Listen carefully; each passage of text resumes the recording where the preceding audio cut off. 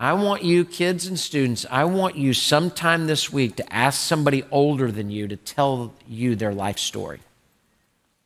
I want you to ask them, tell me something that's important to you. I want you to ask them, what's something you would want me to know?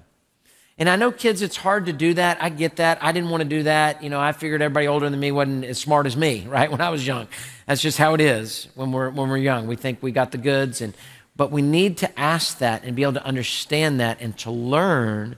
And so it says here, when your children ask, here's the story you're able to tell. Tell the stories, older folks. Tell the stories, whether you think we're listening or not. Tell the stories of faithfulness of God. Tell the stories of what God's done in your life. Tell the stories of your family.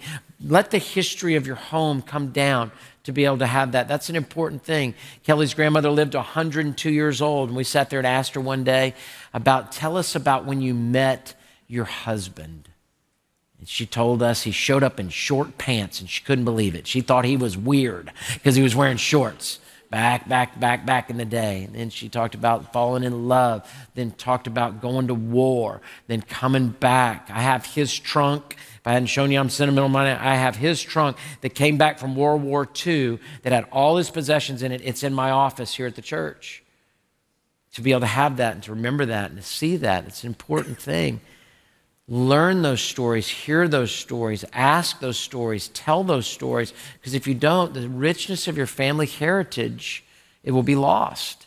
And most importantly, tell the stories of the faithfulness of God, because the younger generations is racked with anxiety, racked with fear, and they need to hear from us the faithfulness of God. I love Acts 4:20, for we are unable to stop speaking about what we have seen and heard. The early church, they were unable to stop speaking about what they'd seen and heard. They said, look, if you don't stop talking, we're going to arrest you. They said, we can't stop talking about it. God's faithful. Jesus is real. He's great, and he'll save your soul. What a blessing.